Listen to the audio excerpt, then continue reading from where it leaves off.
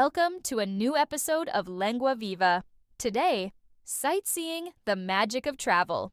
In this podcast, your hosts John Parker and Amanda Mitchell will guide Spanish speakers through the challenges and wonders of traveling to English-speaking countries. They will explore common phrases, vocabulary, and travel-related concepts, emphasizing the differences between Spanish and English usage. Additionally, they will offer tips on pronunciation, clarify common mistakes, and provide cultural insights for a smoother travel experience. Don't forget to join our community on Patreon, where you can access comprehension exercises, vocabulary lists, topic-related infographics, and transcripts to practice your listening comprehension. Enjoy the episode. All right, adventurers, buckle up, because today we're diving into a crash course in blending in on those sun-kissed streets of Spain. I love it. We're going deep on those little cultural cues that can turn a simple hola into a genuine connection. Exactly. It's the difference between seeing a place, right, and then really experiencing it. Yeah. And a little effort with the language goes Perfect. such a long way. Okay, so we've got a stack of sources here, phrase books, travel blogs, even some linguistic studies, all about how to unlock that authentic Spanish experience. I'm ready.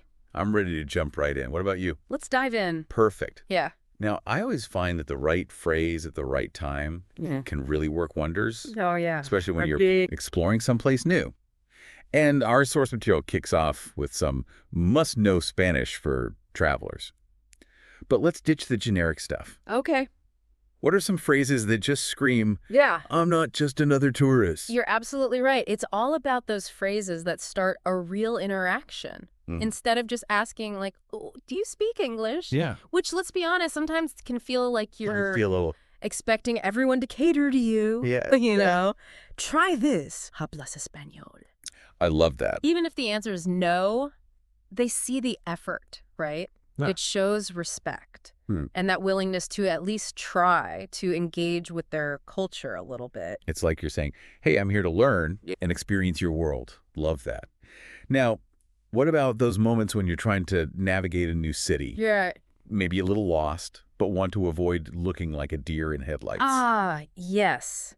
This is key. Yes. Mastering the art of asking for directions.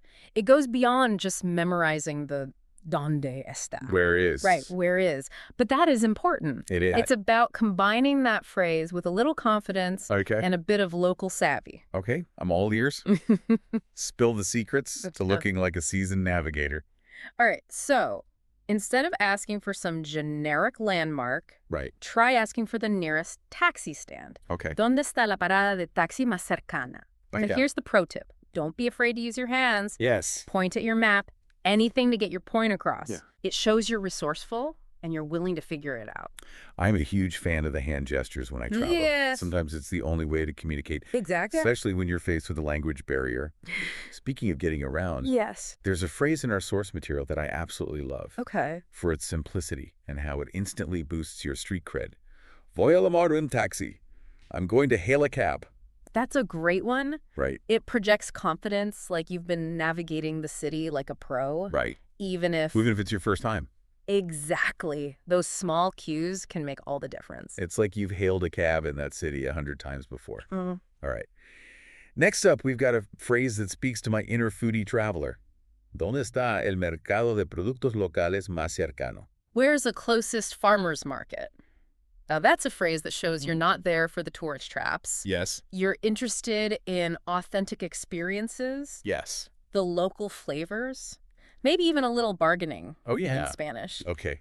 That's genius. I can already picture myself strolling through a bustling market, just soaking up the atmosphere, picking up some fresh produce. Maybe I'll even try to haggle a bit with my, shall we say, developing Spanish. And that, my friend, is how you stumble upon those hidden gems you won't find in any guidebook. Absolutely. Now, while we're on the subject of speaking Spanish, I've definitely had my share of mispronounced phrases and comical misunderstandings on my travels. I once managed to ask for directions to the nearest vineyard in rural France, only to be led to a very bemused farmer and his flock of sheep. That's amazing. It happens to the best of us. But to maybe avoid a flock of sheep on your next Spanish adventure, Okay. let's move beyond just phrases Okay. and into the territory of common errors we English speakers make. Okay. There's some fascinating stuff here in our sources about this, and I've got a feeling it's going to resonate with a lot of our listeners. Oh, for sure. What really jumped out at you? What I find fascinating is how our languages can reveal these hidden assumptions we have about the world. Like, this source highlights that classic make versus do dilemma Oh, tell me about it. that trips up English speakers learning Spanish. I've definitely fallen into that trap before. It's amazing how often we default to make and do, even when there's a more precise verb out there. Exactly. And the source even calls out the phrase make tourism, which, let's be honest, sounds strange even to our ears. It really does. I'm going to make some tourism today. Right. It goes beyond just this one phrase. It's about understanding this linguistic concept called verbal collocations. Essentially, languages have these preferred ways of pairing verbs with certain nouns. Okay. Right? Okay. So in English, we might make a decision. Right. But in Spanish, they take a decision. Tomar una decisión. Huh. Yeah. So it's like there's this hidden logic Yes. to how languages work, these unspoken rules that native speakers just intuitively know. Precisely. And the more we can tune into those patterns, the more fluent and natural our language will become. Right. It's about shifting away from those literal translations and thinking about how a Spanish speaker would express that same idea. Okay, so how do we actually put this into practice? Give us the aha moment here. Okay, so instead of make tourism, think sightsee, hacer turismo. Instead of make a question, think ask a question, hacer una pregunta. It seems like a small shift, but it makes a world of difference in how natural your Spanish sounds. It's about internalizing those subtle differences. Yes. Those nuances that make the language come alive. Exactly. Like learning a secret code Yes. that unlocks this whole new level of understanding. And speaking of unlocking things, I loved how the source material touched on that phrase, travel on a shoestring budget. It paints such a vivid picture, don't you think? Absolutely. It perfectly captures that spirit Yeah. of adventurous, budget-conscious travel. But then there are other phrases like paint the town red that I'm not so sure about using in another country. Can you shed some light on that one? That's a great example of how idioms can be tricky.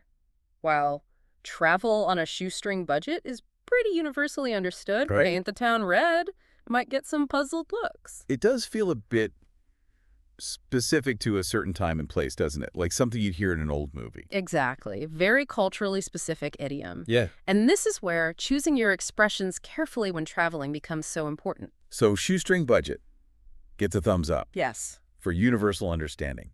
Paint the town red? Maybe not so much. Yeah. What are some alternatives, especially for those of us who want to experience that local scene without breaking the bank? Remember how we were talking about farmers markets earlier? Yes. That's a perfect example of an experience that aligns with that shoestring budget mentality. Right. It's about finding those local gems where you can experience the heart of a place without the hefty price tag. Exactly. And instead of painting the town red, you could say something like, I'm looking for authentic local experiences. Or, even better, I like that. ask a local. Ooh, I like that. What would be a good way to ask that in Spanish? You could say something like, ¿Qué me recomienda? Yeah? What do you recommend? Yeah. Shows that you're open to suggestions, interested in that perspective. That's such a great tip. It's amazing how such a simple question can open so many doors. Okay, so we've covered essential phrases, navigated the treacherous waters of make versus do, and even deciphered the mysteries of idioms. It's quite a journey. But this is a deep dive, which means we've got to leave our listeners with something to really ponder. One thing that really struck me from our research was that fact about Times Square. Yeah. Apparently, it sees over 50 million visitors a year. It's mind-boggling, isn't it? It makes you think, though, what kind of traveler do you want to be? Are you there for the iconic photo ops and the crowded attractions?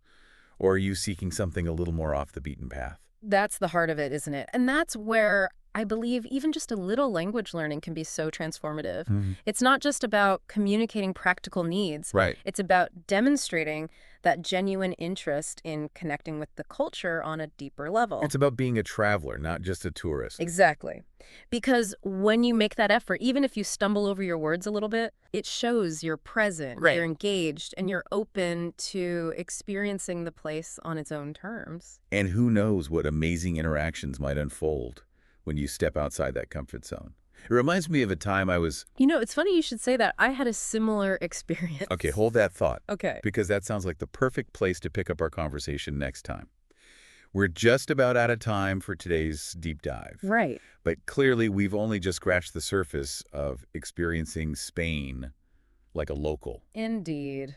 I'm already looking forward to our next conversation. Me too. To our listeners, we'd love to hear about your experiences. Have you ever had a travel experience that was transformed by even just a little bit of language learning? Share your stories, and who knows, maybe it'll inspire our next deep dive. Until then, keep exploring, keep learning, and as always, safe travel. Safe travels, everyone.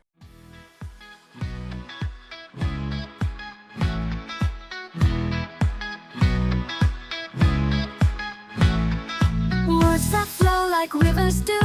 Learn a language, join the crew. Every lesson something new.